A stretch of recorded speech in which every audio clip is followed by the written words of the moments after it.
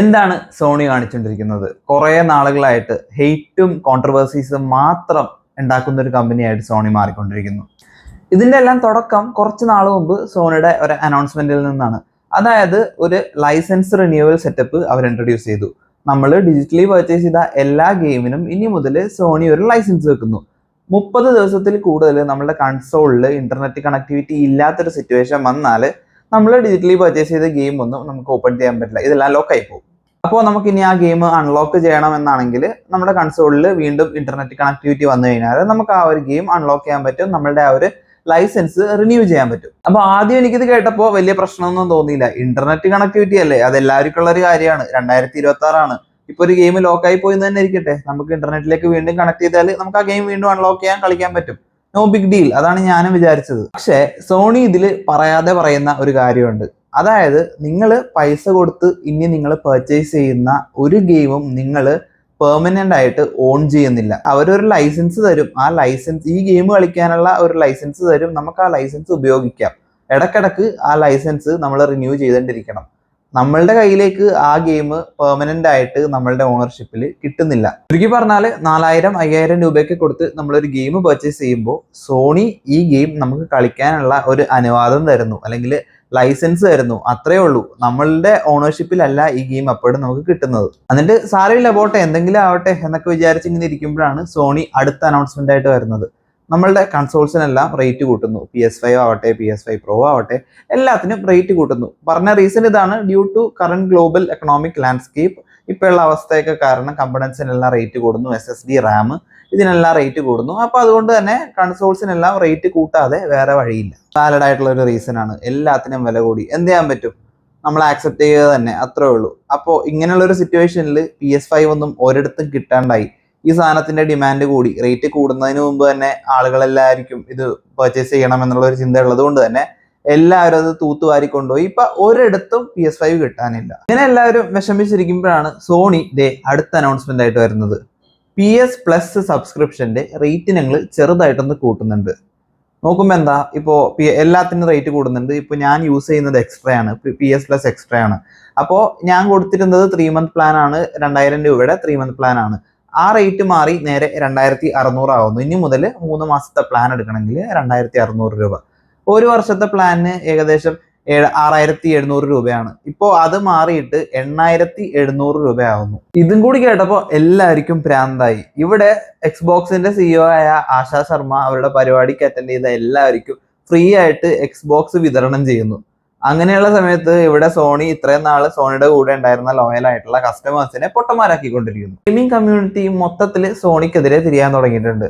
ഇനി ഈ ഒരു തീരുമാനം റിവോക്ക് ചെയ്യാതെ ഇനി PS+ സബ്സ്ക്രിപ്ഷൻ എടുക്കില്ല, ഇത് അബാൻഡൻ ചെയ്യാം എന്നുള്ള രീതിയിലാണ് ഒരുപാട് ആളുകൾ ഇപ്പൊ പറയുന്നത്. അധികം പ്രശ്നങ്ങളൊക്കെ ബാക്ക്ഗ്രൗണ്ടിൽ നടക്കുന്നുണ്ടല്ലോ.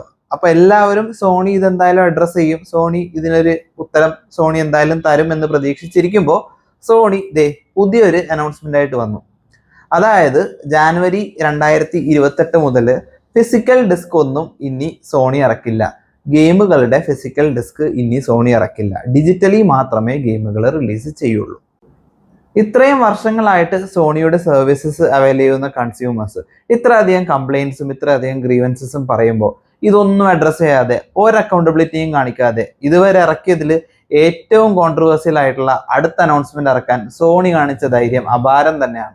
ഈ ഒരു അനൗൺസ്മെന്റ് ഇത്ര അധികം കോൺട്രവേഴ്സ്യൽ ആണെന്ന് പറയാനുള്ള കാരണം മൊത്തം ഗെയിമിംഗ് ഇൻഡസ്ട്രിയെ ടോട്ടലി മാറ്റിമറിക്കാൻ കെൽപ്പുള്ള ഒരു തീരുമാനമാണ് സോണി ഇപ്പൊ എടുത്തത്. 2028 മുതൽ ഇതുപോലെയുള്ള ഫിസിക്കൽ ഡിസ്കുകൾ ഇല്ലെന്ന് പറയുമ്പോൾ പല പ്രശ്നങ്ങളാണ് വരുന്നത്. ഒന്നാമത്തെ പ്രശ്നം, ഗെയിമേഴ്സിന് ചോയ്സ് നഷ്ടപ്പെടുന്നു.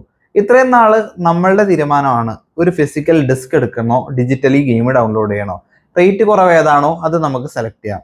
പൊതുവെ ഞാൻ പ്രിഫർ ചെയ്യുന്നത് ഇതുപോലെ ഡിസ്ക് എടുക്കാനാണ്. ഡിസ്ക് എടുക്കുമ്പോൾ ഉള്ളൊരു ഗുണം എന്ന് പറഞ്ഞാൽ നമ്മൾ ഈ ഒരു ഗെയിം കളിച്ചു കഴിഞ്ഞാൽ ഒന്നെങ്കിൽ നമ്മുടെ ഫ്രണ്ട്സിന് ഇത് ബോറോ ചെയ്യാൻ കൊടുക്കാം, അല്ലെങ്കിൽ ഈ ഗെയിം നമുക്ക് സെക്കൻഡ് ഹാൻഡ് മാർക്കറ്റിൽ വിൽക്കാം. നമുക്കിപ്പോൾ ഇതായി ഒരു 5000 രൂപയുടെ ഗെയിം ആണെങ്കിൽ ഒരു 2500-3000 രൂപയോ നമ്മളിത് വിറ്റാൽ നമുക്ക് കിട്ടും.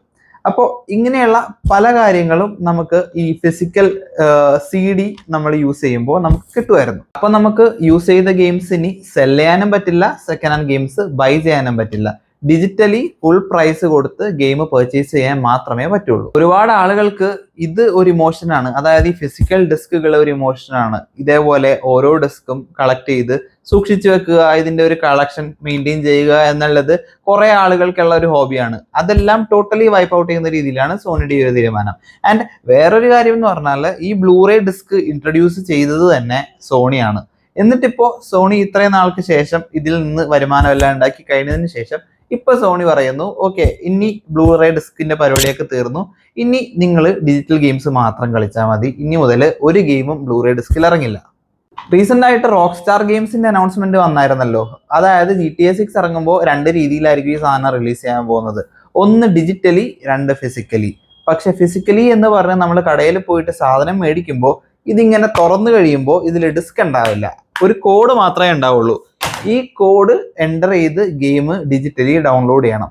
ഇതാണ് ഫിസിക്കൽ കോപ്പി എന്ന് പറഞ്ഞ് ഇവർ റിലീസ് ചെയ്യാൻ പോകുന്ന സാധനം. നിങ്ങളൊന്ന് ആലോചിച്ച് നോക്കിയേ, ഒരുപാട് ബുക്സ് വായിക്കാൻ താല്പര്യമുള്ള ഒരാൾ ഒരു ബുക്ക് കോർണറൊക്കെ മെയിൻറ്റെയിൻ ചെയ്യണം, ഒരു മിനി ലൈബ്രറി ഉണ്ടാക്കണം എന്നുള്ള ഒരു ആഗ്രഹത്തിൽ വർഷങ്ങളായിട്ട് ബുക്സ് കളക്ട് ചെയ്തുകൊണ്ടിരിക്കുന്നു. പെട്ടെന്ന് ഇയാൾ ഒരു വാർത്ത അറിയുകയാണ്, ഇനി മുതൽ നാട്ടിലുള്ള എല്ലാ ബുക്ക് ഷോപ്സും ബുക്സ് കൊടുക്കുമ്പോൾ അതിൻ്റെ ഉള്ളിൽ ഒരു ഡിജിറ്റൽ കോഡ് മാത്രമേ ഉണ്ടാകുള്ളൂ. ഈ കോഡ് നമ്മൾ എൻ്റർ ചെയ്ത് ഫോണിൽ എൻ്റർ ചെയ്താൽ ഓൺലൈനായിട്ട് ആ ബുക്ക് വായിക്കാൻ പറ്റും. അതേ ഇനി പറ്റുള്ളൂ. ഫിസിക്കലി നമുക്ക് പേജ് മറിച്ച് ബുക്ക് വായിക്കാൻ പറ്റില്ല, ഫോണിലൂടെ മാത്രമേ ബുക്ക് വായിക്കാൻ പറ്റുള്ളൂ. ഇതേ സിറ്റുവേഷനാണ് ഇപ്പോൾ ഇവിടെ നടക്കുന്നത്. ഫിസിക്കലി എന്ന് പറഞ്ഞ് കിട്ടുന്ന സാധനം ഒരിക്കലും ഫിസിക്കൽ ആവുന്നില്ല, ഡിജിറ്റലി ഡൗൺലോഡ് ചെയ്യുക തന്നെ വേണം. കുറച്ച് ആളുകളെങ്കിലും ചിന്തിക്കുന്നുണ്ടാകും 2026 എല്ലാം ഡിജിറ്റൽ ആയിക്കൊണ്ടിരിക്കുന്നു, അപ്പോൾ ഈ ഒരു കാര്യം പറഞ്ഞ് കരയേണ്ട ആവശ്യമുണ്ടോ? ഇപ്പൊ PC-യിൽ പല ഡിജിറ്റൽ പ്ലാറ്റ്ഫോംസ് ആണ് ഇതേപോലെ ഗെയിംസിന് വേണ്ടിയുള്ളത്.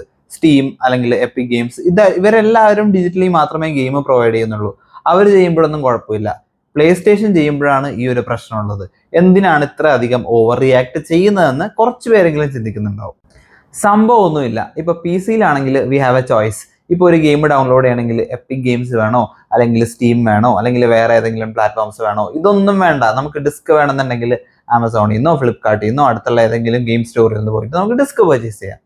പക്ഷേ പ്ലേ സ്റ്റേഷൻ്റെ കാര്യത്തിലേക്ക് വരുമ്പോൾ ഈ ഓൺലൈൻ ഡിജിറ്റൽ ഗെയിംസ് ഡൗൺലോഡ് ചെയ്യണമെങ്കിൽ ആകെയുള്ള ഒരു വഴി പ്ലേ സ്റ്റേഷൻ സ്റ്റോറാണ്. ഇപ്പൊ കഴിഞ്ഞ കുറച്ച് നാളത്തെ കാര്യങ്ങളൊക്കെ വെച്ച് നോക്കുമ്പോൾ സോണി ഇനിയും കൺസ്യൂമേഴ്സിന് പണി തരില്ലെന്ന് എന്തുറപ്പാണുള്ളത്? എക്സാമ്പിൾ പറയാനാണെങ്കിൽ ഇപ്പൊ സ്റ്റീം പോലത്തെ ഒരു പ്ലാറ്റ്ഫോം കുറച്ചുകൂടി യൂസർ ഫ്രണ്ട്ലി ആണ്, കൺസ്യൂമേഴ്സിനോട് അക്കൗണ്ടബിൾ ആണ്. ഇപ്പോൾ നമുക്കൊരു ഗെയിം ഇഷ്ടപ്പെട്ടില്ല, റീഫണ്ട് വേണം എന്നുണ്ടെങ്കിൽ 14 ദിവസത്തിനുള്ളിൽ ആ ഒരു ഗെയിം 2 മണിക്കൂറിൽ കൂടുതൽ നമ്മൾ കളിച്ചിട്ടില്ല, നമുക്ക് ഇഷ്ടപ്പെട്ടില്ല എന്നുള്ളതാണെങ്കിൽ നമുക്ക് സ്റ്റീമിൽ നിന്ന് റീഫണ്ട് കിട്ടും. പക്ഷേ പ്ലേ സ്റ്റേഷന്റെ കാര്യത്തിൽ അങ്ങനെയല്ല. പ്ലേ സ്റ്റേഷൻ പറയുന്നത് നിങ്ങളൊരു ഗെയിം പർച്ചേസ് ചെയ്തിട്ടുണ്ടെങ്കിൽ 14 ദിവസത്തിനുള്ളിൽ ഈ ഗെയിം നിങ്ങൾ ഇൻസ്റ്റാൾ ചെയ്തിട്ടില്ലെങ്കിൽ നിങ്ങൾക്ക് റീഫണ്ട് കിട്ടും. നിങ്ങൾ ഈ ഒരു ഗെയിം ഇൻസ്റ്റാൾ ചെയ്താൽ നിങ്ങൾക്ക് റീഫണ്ട് ഒന്നും കിട്ടില്ലെന്നാണ് പറയുന്നത്. ഇതൊന്നും പോരാതെ ഞാൻ ആദ്യം പറഞ്ഞൊരു കാര്യമുണ്ട്, പ്ലേ സ്റ്റേഷനിൽ നമ്മൾ ഡിജിറ്റലി പർച്ചേസ് ചെയ്യുന്ന ഗെയിംസ് ഒന്നും നമ്മൾ ഓൺ ചെയ്യുന്നില്ല. നമ്മൾക്ക് അത് ഗെയിം കളിക്കാനുള്ള ലൈസൻസ് ഇവർ തരുന്നു എന്ന് മാത്രമേ ഉള്ളൂ. ട്രെൻഡ് മാറി മാറി ഇപ്പോൾ ഈ ഒരു പരുവത്തിലായി. നമ്മൾ പൈസ കൊടുത്ത് മേടിക്കുന്നതൊന്നും നമ്മളുടെ സ്വന്തമാകുന്നില്ല. ഗെയിംസ് ഒന്നും നമ്മളുടെ സ്വന്തമാകുന്നില്ല എന്ന് പറയാൻ വേറൊരു കാരണം കൂടിയുണ്ട്. നമ്മളിപ്പോൾ പർച്ചേസ് ചെയ്ത ഒരു ഗെയിം, ഡിജിറ്റലി പർച്ചേസ് ചെയ്ത ഒരു ഗെയിം എന്തായാലും പ്ലേ സ്റ്റേഷൻ ലൈബ്രറിയിൽ നിന്നായിരിക്കുമല്ലോ നമ്മൾ ഡൗൺലോഡ് ചെയ്യുന്നത്. ഇപ്പോൾ നമ്മൾ ഒരു 10 വർഷം കഴിഞ്ഞെന്നിരിക്കട്ടെ, ഈ ഒരു ഗെയിം വീണ്ടും നമുക്ക് കളിക്കാൻ തോന്നി. നമ്മൾ വീണ്ടും ഈ ഒരു ഗെയിം ഇൻസ്റ്റാൾ ചെയ്യാൻ വേണ്ടി പ്ലേ സ്റ്റേഷൻ്റെ ഈ ഒരു ഗെയിം ലൈബ്രറി തുറക്കുമ്പോൾ ചിലപ്പോൾ ഈ ഒരു ഗെയിം പ്ലേ സ്റ്റേഷൻ അവരുടെ ലൈബ്രറിയിൽ നിന്ന് റിമൂവ് ചെയ്തിട്ടുണ്ടാവും. അങ്ങനെ റിമൂവ് ചെയ്തിട്ടുണ്ടെങ്കിൽ നമുക്ക് ആ ഒരു ഗെയിം പിന്നെ കളിക്കാൻ പറ്റില്ല. അതായത് നമ്മൾ പർച്ചേസ് ചെയ്തൊരു സാധനം അവരുടെ ലൈബ്രറിയിൽ നിന്ന് അവരെടുത്ത് കളഞ്ഞാൽ നമുക്ക് പിന്നെ ആ ഒരു ഗെയിം കളിക്കാനും പറ്റില്ല, അതിന് റീഫണ്ടോ ഒന്നും കിട്ടില്ല. കുറച്ചുകൂടി ഈസി ആയിട്ട് പറയാനാണെങ്കിൽ നമ്മൾ പൈസ കൊടുത്ത് ഒരാളുടെ കയ്യിൽ നിന്ന് ഒരു സാധനം മേടിച്ചു, എന്നിട്ട് നമ്മളത് ഉപയോഗിച്ചു, എന്നിട്ട് ആ ആൾ പറയുന്നു ആ സാധനം തിരിച്ചതാ, ഇനി നിങ്ങൾക്ക് ആവശ്യമുള്ളപ്പോൾ ഞാൻ ആ സാധനം നിങ്ങൾക്ക് തന്നോളാം എന്ന് പറയുന്നു. എന്നിട്ട് നമ്മൾ ഒരു 2-3 കൊല്ലം കഴിഞ്ഞിട്ട് നമ്മൾ ഈ ഒരാളുടെ അടുത്ത് പോയിട്ട് ചേട്ടാ ആ സാധനം എന്തെന്ന് ചോദിക്കുമ്പോൾ മോനെ അതൊന്നും ഇല്ല, അതൊക്കെ പണ്ടേ പോയി, മോൻ വീട്ടിലേക്ക് തിരിച്ചു പോയിക്കോ എന്ന് പറയുന്ന അവസ്ഥയാണ് പ്ലേ സ്റ്റേഷൻ നമുക്ക് സമ്മാനിക്കുന്നത്. ഇവിടെയാണ് നമുക്ക് ഫിസിക്കൽ ഡിസ്ക് ഇത്രത്തോളം സ്പെഷ്യൽ ആകുന്നത്. എത്ര വർഷം കഴിഞ്ഞാലും ഈ ഒരു സാധനം നമ്മളുടെ ഓണർഷിപ്പിൽ തന്നെ ഉണ്ടാകും. എത്ര വർഷം കഴിഞ്ഞാലും നമുക്കൊരു ഗെയിം കളിക്കണം എന്ന് തോന്നിയാൽ ആ ഗെയിം കളിക്കാനും പറ്റും. അപ്പോൾ എന്തായാലും ഇനി പ്ലേ സ്റ്റേഷൻ 6 ഇറങ്ങുമ്പോൾ അതിൽ ഡിസ്ക് ഡ്രൈവ് ഉണ്ടാവില്ല എന്നുള്ളതൊരു യാഥാർത്ഥ്യമാണ്. പ്ലേ സ്റ്റേഷനിൽ ഒരു ഗെയിം കളിക്കണമെന്നുണ്ടെങ്കിൽ പ്ലേ സ്റ്റേഷൻ സ്റ്റോർ തന്നെ എല്ലാവരും ഡിപ്പെൻഡ് ചെയ്യേണ്ടി വരും. എല്ലാവരും വേറെ ഒരു ചോയ്സ് ഇല്ലാതെ പ്ലേ സ്റ്റേഷൻ സ്റ്റോർ മാത്രം ഡിപ്പെൻഡ് ചെയ്യേണ്ടി വരുമ്പോൾ gaming is gonna get super expensive. Anyway, GTA 6 introduce ചെയ്ത ഈ code in a box system continue ചെയ്യാതിരിക്കട്ടെ എന്ന് ഞാൻ ആത്മാർത്ഥമായിട്ട് ആഗ്രഹിക്കുന്നു. അതുപോലെ തന്നെ സോണി ഇൻട്രൊഡ്യൂസ് ചെയ്ത ഈ ഒരു ബ്ലൂറേ ഡിസ്കിന്റെ പരിപാടി ഇപ്പോൾ അവരായിട്ട് തന്നെ ഇത്രയും വർഷത്തിന് ശേഷം കൺസ്യൂമേഴ്സിന്റെ കയ്യിൽ നിന്ന് പിടിച്ചു വലിച്ചെടുക്കുന്ന ഈ ഒരു പ്രവണത ഞാൻ സ്ട്രോങ്ലി ഒപ്പോസ് ചെയ്യുന്നു. ഇതിനെക്കുറിച്ചുള്ള നിങ്ങളുടെ അഭിപ്രായം കമന്റ് സെക്ഷനിൽ അറിയിക്കുക. നിങ്ങളും ഇതുപോലെ തന്നെ സോണിയുടെ ഈ ഒരു മൂവ്മെന്റിനെ എതിർക്കുന്നുണ്ടോ, അല്ലെങ്കിൽ നിങ്ങൾക്ക് ഇതൊരു കറക്റ്റ് ഡിസിഷൻ ആയിട്ട് തന്നെയാണോ തോന്നിയത് എന്നുള്ളതെല്ലാം അറിയിക്കുക. അതുപോലെ തന്നെ ഈ ഒരു വീഡിയോയെ പറ്റിയുള്ള ഒരു ഫീഡ്ബാക്ക് നിങ്ങൾ കമന്റ് സെക്ഷനിൽ അറിയിക്കുക. And please do like, share and subscribe. ഇതൊരു പുതിയ ചാനലാണ്. നിങ്ങളുടെ support means a lot to me. അപ്പോൾ എന്തായാലും ഓക്കെ, താങ്ക് യു, ബൈ.